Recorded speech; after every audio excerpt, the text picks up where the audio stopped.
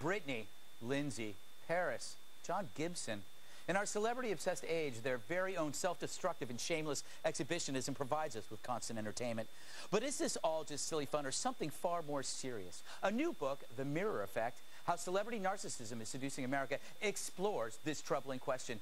With us tonight is one of its authors, the great Dr. Drew Pinsky, an addiction and behavioral specialist and star of the hit show Celebrity Rehab and Sober House on VH1, two programs I watch religiously and usually in an open shorty robe. I'm going to have to change the people I work with, I guess. So it's good to see you guys again. Yeah, always a pleasure. Now, why do you call it the mirror effect? Because it really is going at, we coined the term mirror effect to really describe this thing that's happening where there's been kind of a narcissistic turn in our population generally, and people are elevating, people are not so healthy, to deity status, mirroring their behavior, not really thinking about what's actually going on with those behaviors, with those people, and actually tearing them down when they disappoint them or evoke envy. Well, you know what I find interesting is a lot of people, or young people, even actually people into their 30s, believe that there's a certain, they're owed fame without actually being famous. We actually did some research that was the source of this book. We did research on over 200 celebrities, and we showed that they are very narcissistic. Surprise, surprise. But people have a misconception about what narcissism is. It's really a deep sense of emptiness and shame and emotional dysregulation. Bill knows this. And Bill, I was going to say, Greg.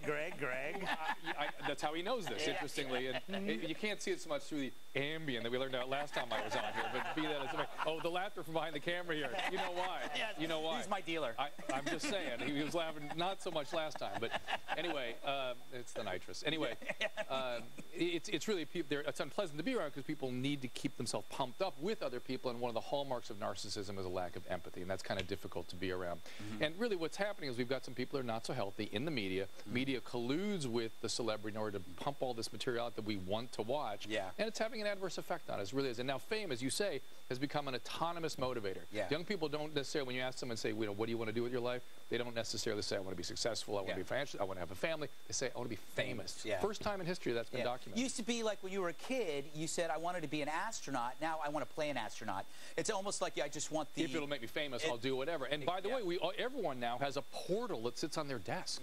This magic device. It has the power base to be a movie studio. So why not throw your hat in the ring? I started in a student film called Astronauty. Very limited release, but it goes to what you said.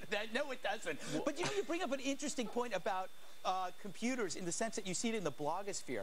That if you start blogging, you suddenly get a weird kind of fame, and it's actually it's not right because it doesn't accurately reflect how people look at you. No, just a very intense group. Absolutely true. And as you say, what our research also shows is the people that do go into reality TV shows, say, or throw themselves into the ring on the internet tend to be the most narcissistic. Because after all, if you're a cellist or something and become famous because of your skill, not so much on the narcissism scale. But if you become a reality TV show like the crazy models that were acting out yesterday, you're there because, hey, it's me. You should want to watch me because it's the internet and I'm here. Let's go. And what blind spots that these people have, and you see them on reality shows, the people that feel that they deserve fame, and you look at them, and I'm sorry, you can make a snap judgment that you're not going anywhere. I mean, and you see, yet strangely they do. They go a lot of places, and yet they keep it going, and they really have nothing to offer. Really, you cooperate. A lot of famous people did cooperate with this book. Can you name them, or are they all anonymous? I can't. It was anonymous, but I can tell you, it's funny. Anna David was backstage, and she had the reaction. She's somebody on the show all the time, and she's somebody who had the exact same reaction to almost everybody that we gave the test to. She said, "Oh, I know where I'm going to rank on this. But I'm interested."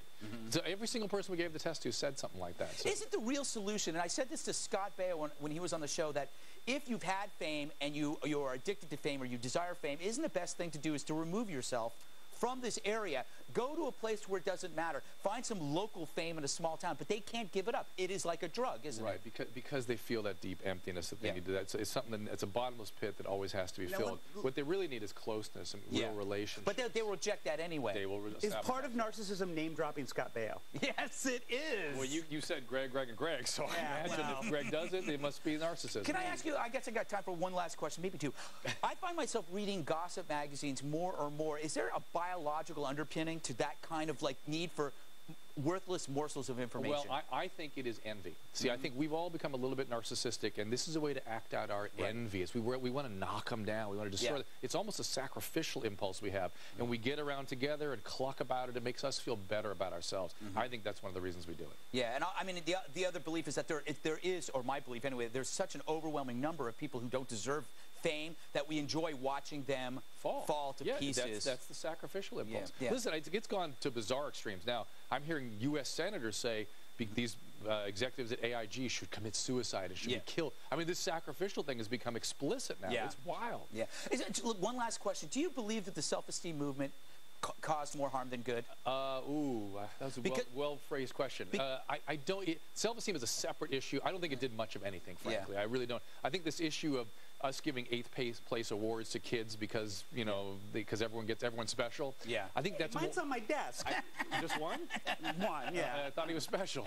But the fact is that I think that's more a function of the narcissism of parents who can't tolerate seeing their kids disappointed. So it's about us. We can't tolerate it in the kids. It evokes our discomfort, so we have to make the kids be okay. And we're over-gratifying the kids. They never learn to be autonomous. They never learn to take reality on reality's terms, and that's where the problem goes. We got to go. Dr. Drew, great. Always a pleasure having you. Please come back. The book is Mirror Effect, How Celebrity Narcissism is Seducing America. Buy 1 copy for you and 6 copies for your obscure friends. Yes.